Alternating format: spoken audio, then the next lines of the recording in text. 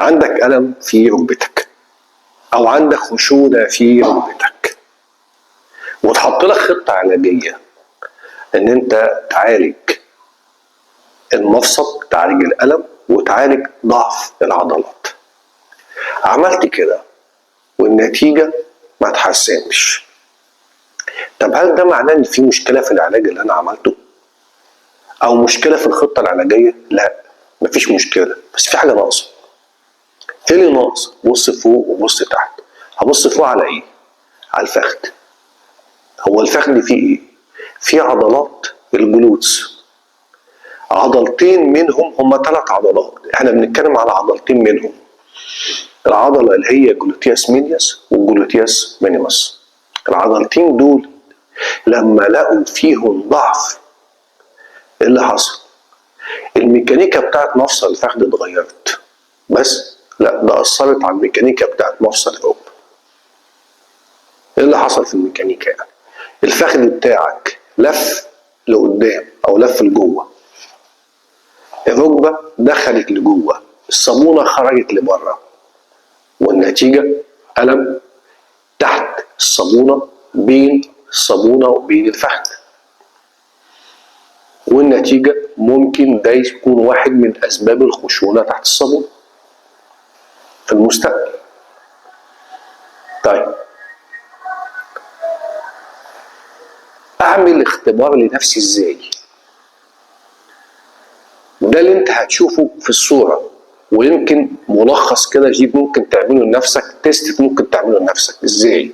اقف قدام المراية، حط إيدك على الحوض بتاعك، وبعدين اقف على رجل واحدة. مفترض ان انت لما تيجي تقف على رجل واحدة ايه اللي يحصل؟ الحوض اللي في الناحية التانية المفروض ان هو يعلى معاك. طب لو الحوض نزل، معناه ان في ضعف في عضلات الفخذ في الرجل اللي انت واقف عليها. يبقى دي لازم تتعالج الاول. اي نصيحة مني، طالما عندك ألم في ركبتك ابدأ بالفخذ الأول. طيب، ده الفخذ. هنبص تحت على ايه؟ هنبص تحت على القدم. لو لقيت فيها حاجة زي تفلطح القدم أو الفلات فوت لازم تتعالج. هتتعالج بإيه؟ فرشة طبية تتحط في القدم، وبما إن أنت سعادتك بتمشي بره وجوه يبقى لازم تجيب فرشة طبية لجوه والبره، أو تجيب جزمة أو حذاء مخصوص لتفلطح القدم. كده أنا عالجت فوق وعالجت تحت، وزي ما قلنا ابدأ بفوق وابدأ بتحت قبل ما تعالج مفصل الركبة، عشان تضمن ان نتيجة العلاج في مفصل الركبة تكون نتيجة كويسة. في تمرينات لتقوية عضلات الجلوتس، ودي اللي انت هتشوفها في الصورة او الفيديو اللي احنا هنعمله ده.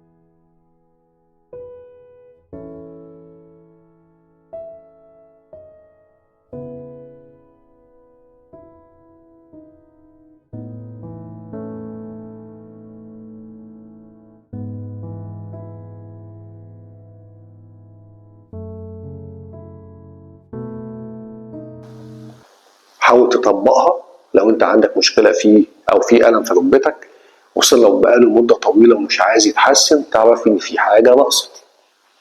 حاول تعمل التمارين دي، حاول تبص على القدم بتاعتك، لو لقيت فيها مشاكل زي ما قلنا في فتره قدم حاول تعالجها، ودمتم في صحه وعافيه.